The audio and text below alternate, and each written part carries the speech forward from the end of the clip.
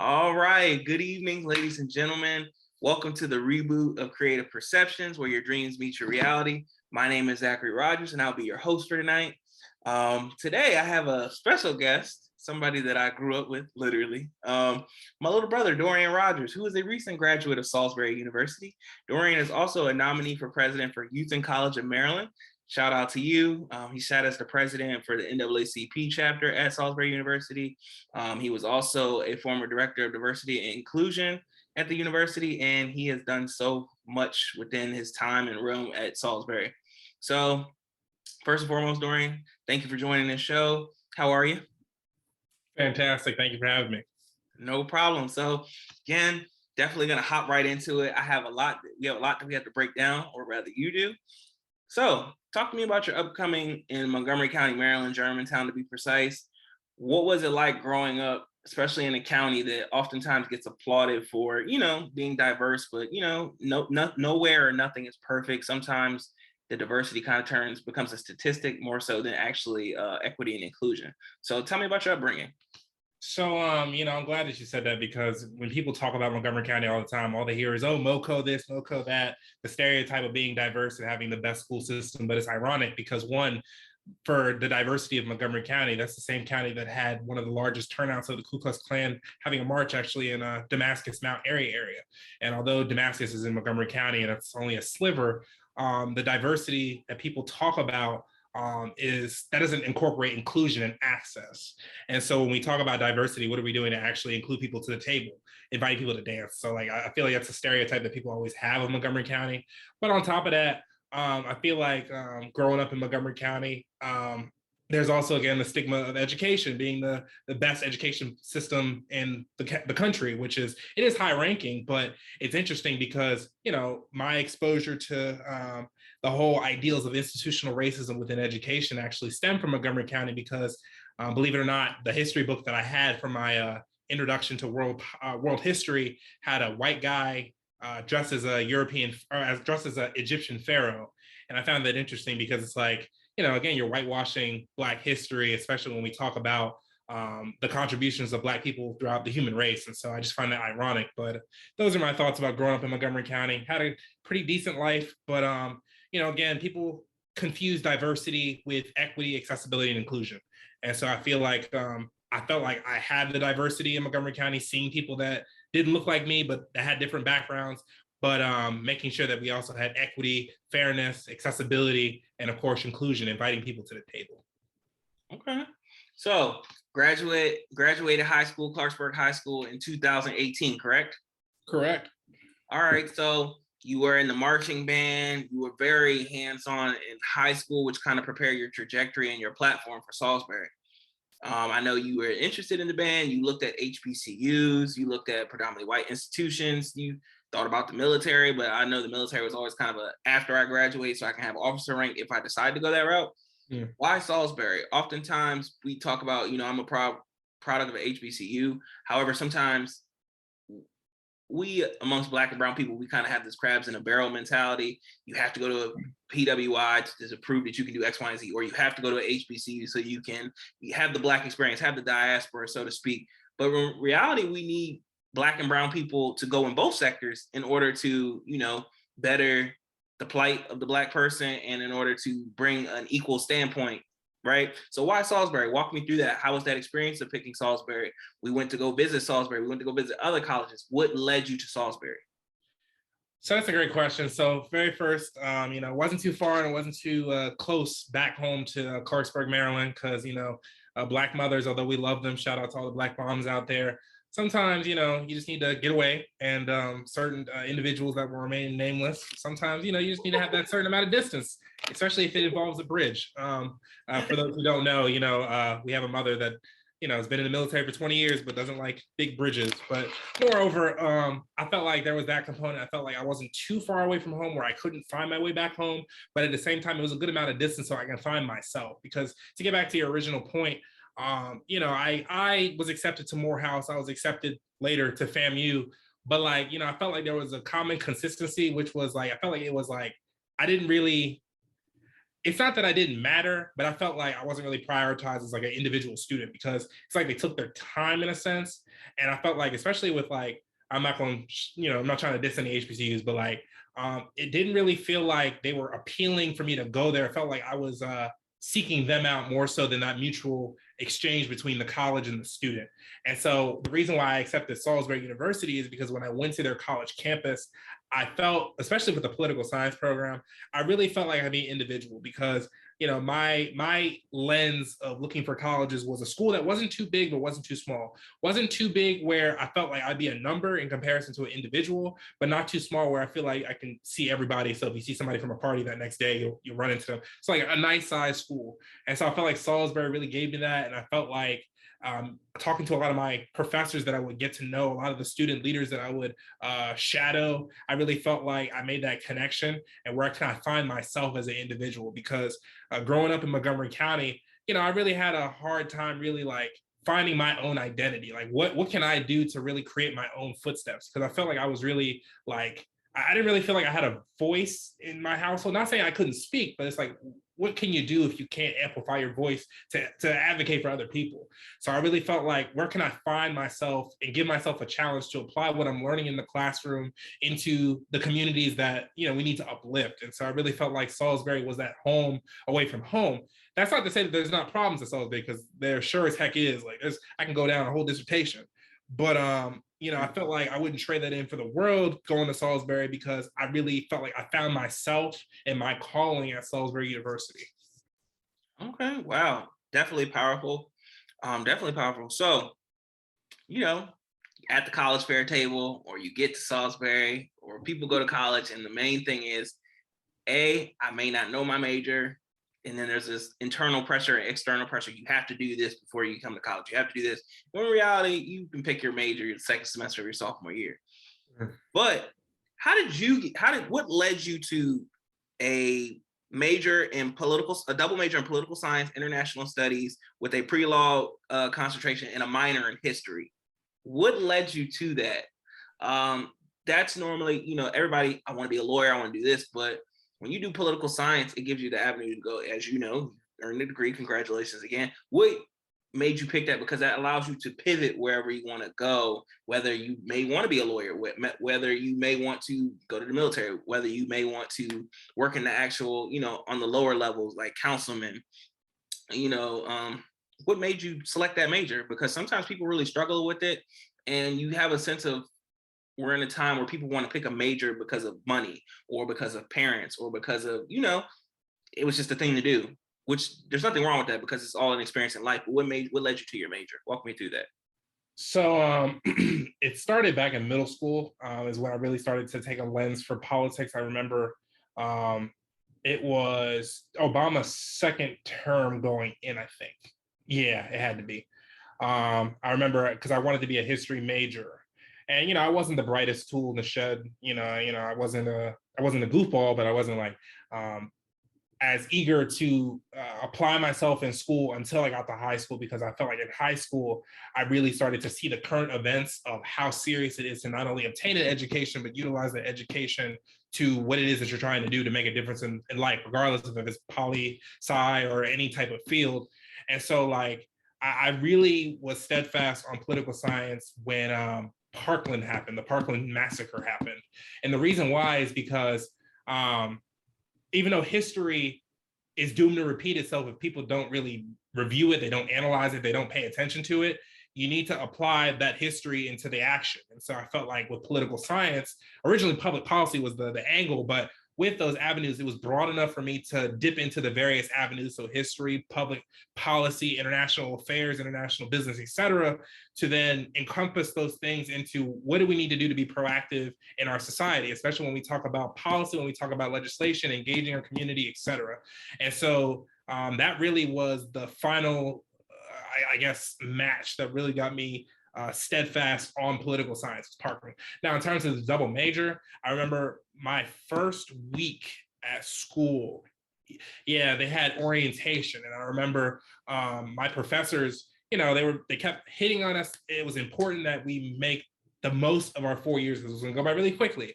And that requires us to, again, get as much as we can while we're here. And so given that the political science department is a big enough department to function on its own, international studies is a little bit more smaller. And so they share a lot of professors. And so one of the tactics that our professors would always share with us is to double dip. And it's interesting because when I would talk to my friends from other majors, they never heard of that term double dipping. But, you know, I feel like I'm grateful that the political science department was really able to show that information to us, because that's really what got me into international studies as a second major.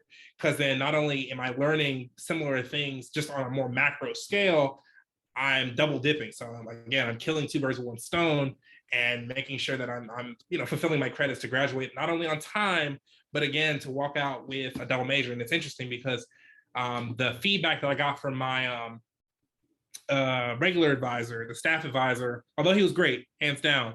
At first, he was like, "Are you sure you want to do this? Because it's going to be a lot. You know, it's really difficult to do, but we still did it."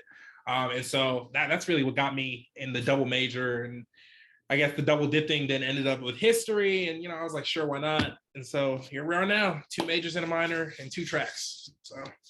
All right. Congratulations again. Can't say that. It's very important, especially with the trajectory of Black men in higher education going down. So shout out to you for getting it done. All right. So we talk about Montgomery County, right? We talk about the undertones of racism. There's a little bit of protection in it. We grew up in a middle class home. You have certain inklings of protection, but then there's a lot of undertones of racism, whether it's people getting, whether Black men or women or Black and brown, Hispanic, you name it, getting slapped with IEPs that may not actually be diagnosed correctly because we learn different or because maybe the teacher wasn't engaging, right? So being in Montgomery County, you kind of get, not want to say exempt, but there's a lot of things that you can see, but it's kind of protected in a certain way, right? So you get to Salisbury freshman year and you see racist spray painting on the wall, and it was very verbal and very graphic. And then the school doesn't necessarily protect and or provide a safe space or protection for you. I remember the day when you called me and you were very frustrated, crying, things of that nature. There's nothing wrong with crying, Black men. Go to therapy. But anyway, walk me through that process. How did that feel? And then how did you then, realistically, you could have transferred, you could have came home, you could have went to community college or transferred to another school. Walk me through what that experience was like. And then how did you pivot to utilize your major and then use that as a propelling or a trampoline to go forth and get into all these activities, get into all these organizations, be an advocate, talk for those who are oppressed? How did that moment, walk me through how you felt in that moment, and then how did that moment propel you forward? It's a great question. So just a little bit of background. So my sophomore year, I was elected Director of Diversity and Inclusion for the Student Government Association. So similar to our federal structure in our country's institutions, you have a legislative, an executive, and a judicial. So my freshman year, I served on the Student Senate, same committee, and then I was elected by the student body to serve as Director of Diversity and Inclusion. And so with that year, I wanted to ensure that we were shifting away from not only the programming, but how can we integrate that programming into the advocacy, the policy writing, the governance, because we don't really talk about those things in the SGA. And one of the things that we were facing as a student government was our identity. So what do we do for the student body? Because yes, you can put on an event and give out free shirts, but what does that entail when you're talking about addressing institutionalized racism or even institutional complacency when racism does occur on campus? Not just racism, but homophobia, ableism, classism, etc. It's an intersectional issue, which we'll talk about later, I'm sure. Moreover, when the racist graffitis were going on at first, I responded as a student representative at first. So a student by the name of Jay Copeland, I don't know if you guys are familiar, but he was very famous on American Idol. He still is. He was reposting a lot of the vandalism that he uncovered in the stairwells of our school, our liberal arts school to be specific. And I remember he would tell me about how he didn't really know how to angle himself with the administration. And so again, my response at first was as a student representative, but how are you balancing your emotions with your duty and obligation as a student representative to the school? And so of course, as a student representative, I was walking him through how to go through administration, how we can go through this and make sure that we get action out of it.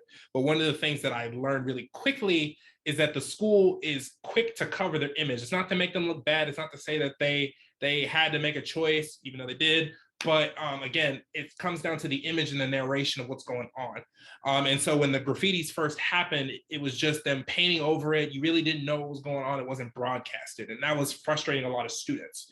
And so this kept happening until the third instance where you had the Sandy Hook reference that everybody knows about. That's the one where they referenced shooting up the school like Sandy Hook.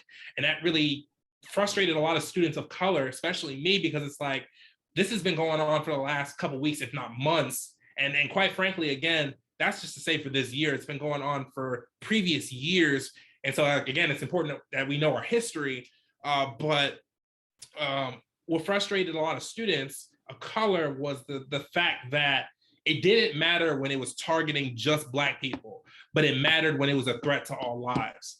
And it's like, if you value Black lives, why wasn't this a priority weeks ago when they were making the same threats, just not referencing those things?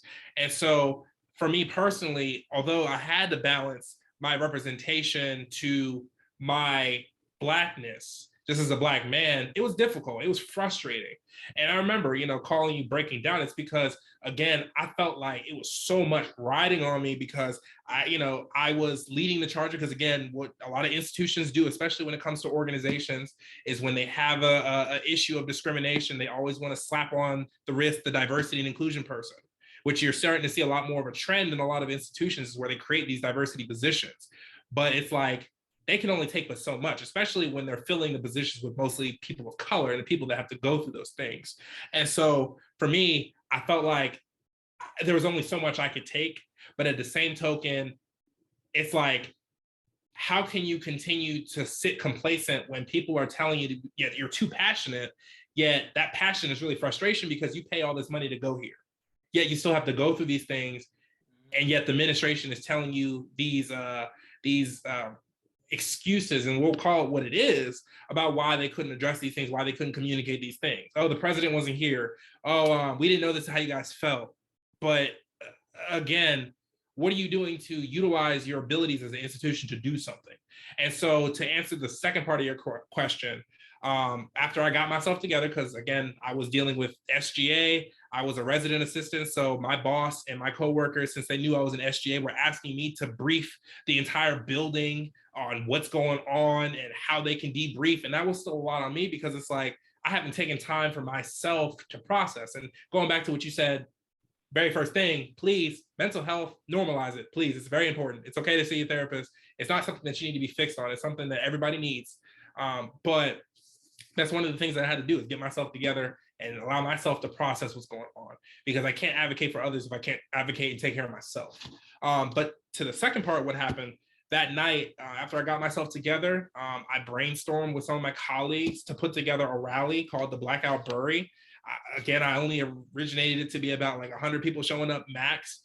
But after that next day, we started to circulate as a student government. You had the NAACP, the Black Student Union, the Organization of Latin American Students, all these organizations reposting it. We had a turnout of about 900 people that day, all Black. And, I think the highlight for me in a good way was not using a microphone, because I lost my voice really quickly. But, that was the first time in our university's history we had such a solidarity. But the problem to that was people were not prepared to give the solutions. They were quick to stand on their soapbox about what needed to be discussed, but they weren't able to bring the solutions when they were asked what the solutions needed to be. And so that's something that we always need to work on. And so to bring this all together, the vandalisms really opened my eyes to the importance of the three components of educating, informing, and empowering, because that reflects how you build your case. You build your story to what needs to happen, especially when we're talking about schools, like predominantly white institutions and any institution of higher learning. But it definitely was a learning experience. We got a lot out of it. It led to the passage of general education reform at our school. I can say I'm proud to be a part of that effort. It didn't happen in over 40 years, so that was great. We also got a lot of reform, especially for the Office of Diversity and Inclusion. That got relaunched. And there was this hiring of a CDO, a diversity training. But again, there was still a lot more that we needed to do, and there was a lot more to the story. But overall, that was what I took from it. And again, I think people need to make sure that they utilize history. Okay. Why not transfer from Salisbury though? Let's go before you create the movement, Blackout Berry, things of that nature, and diversity and inclusion chair. Why not transfer at first when negative things are happening?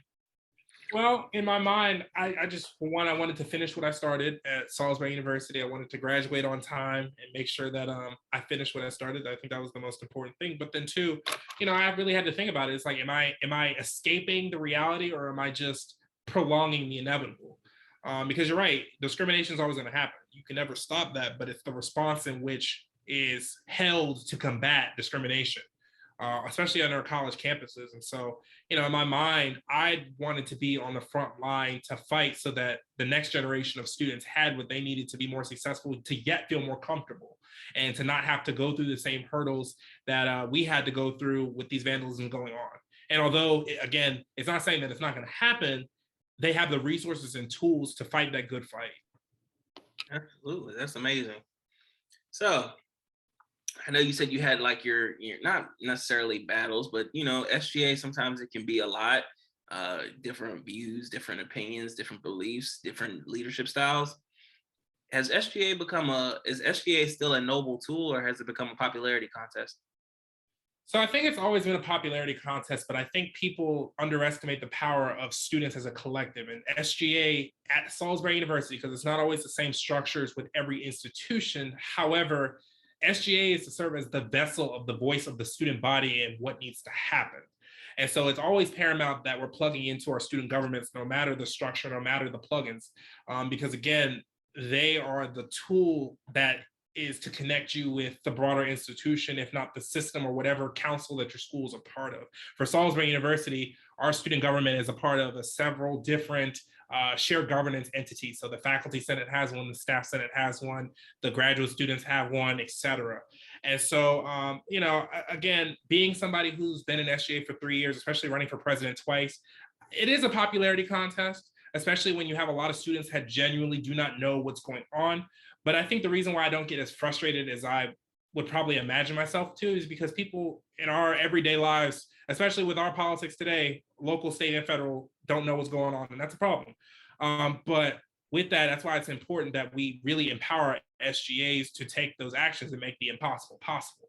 I believe that Salisbury University's SGA in particular, without them, I would not be where I am. I think I can easily admit that.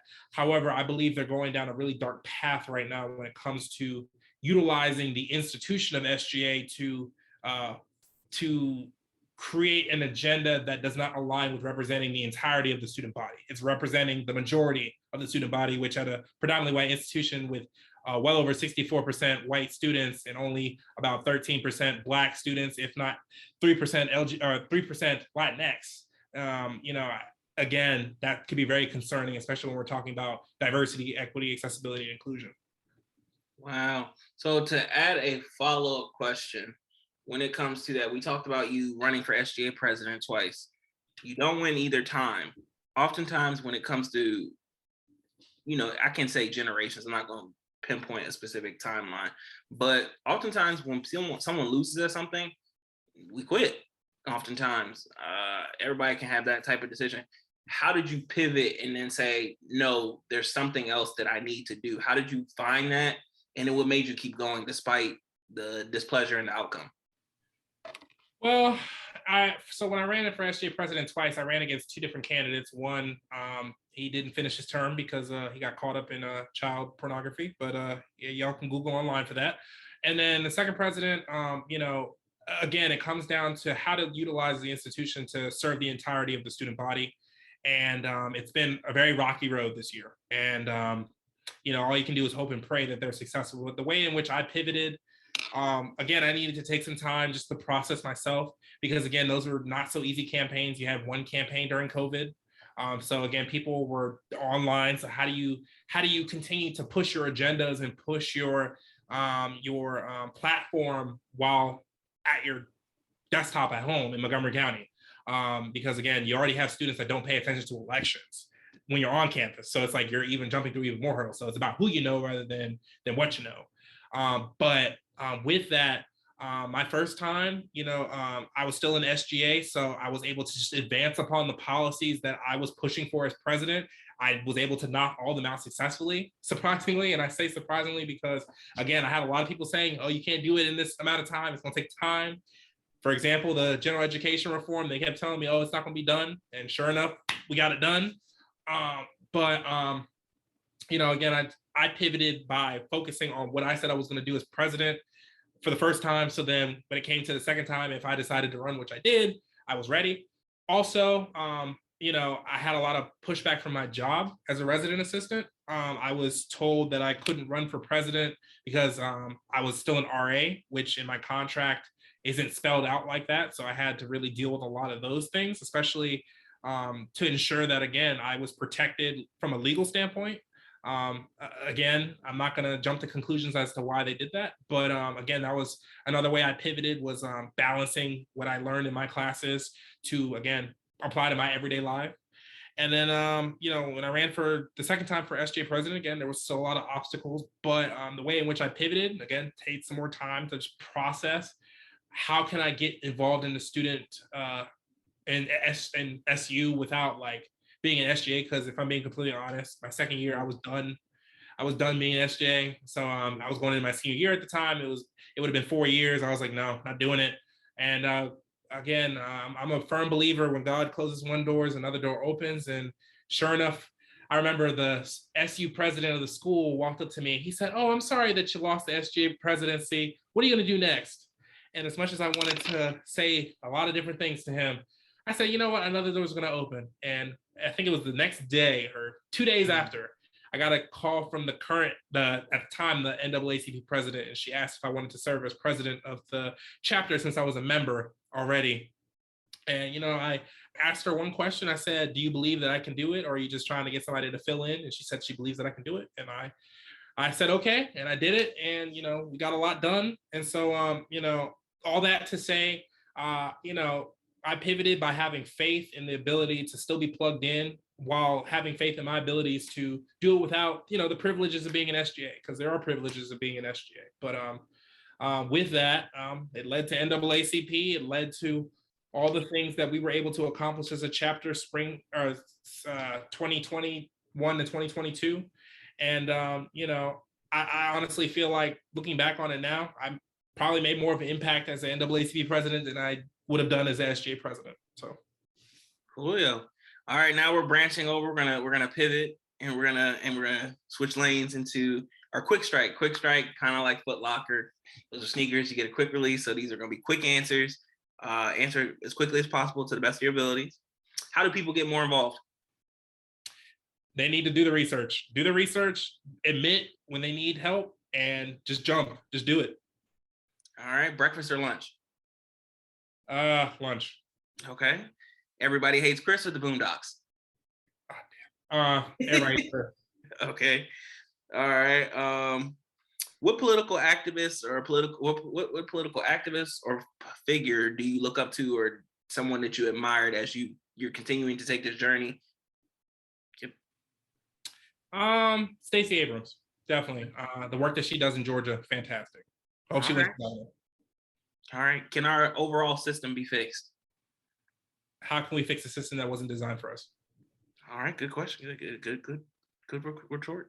All right. The next section is called all caps or no caps. Hence on the wordplay. All caps means it's a lie. No caps means it's the truth. So you can answer by saying all caps, which is a lie, or if it's the truth, say no cap. The pandemic has made activism a popularity contest when it comes to social media or the first person to be the response. No cap. Okay. Popularity contest, we got that out of the way. Social media has made it easier to hide behind a message. No cap. All right. Change is still going to come despite the odds and everything that we're going through in this crazy world. No cap. All right. So really quickly, Try to answer as quickly as possible. If you can tell somebody that looks up to you and your younger self and give them advice, what would your words be? Um, I would say lay out the spinach, but I wouldn't say that. I'm about to say, I would probably tell myself, you make the impossible possible. When people tell you things are impossible, again, they don't know what you're capable of because you are your ancestors' wildest dreams. All right. So Dorien, I just want to say thank you. Congratulations on graduating. Extremely proud of you. Love you. I definitely commend you. I know you're gonna do great things. Keep your head up. Where can the people follow you at on social media? They can follow me on social media, Instagram, DM Rogers, 1123. Yep. And LinkedIn page, Dorien Rogers. Also, yeah. So LinkedIn, Instagram. Also, you can Google my name online. You can probably find something on me too. Read some articles. Yeah. All right, Dorien Rogers. Thank you for joining Creative Perceptions, where your dreams meet your reality, man. Thank you. Appreciate you. No problem, man.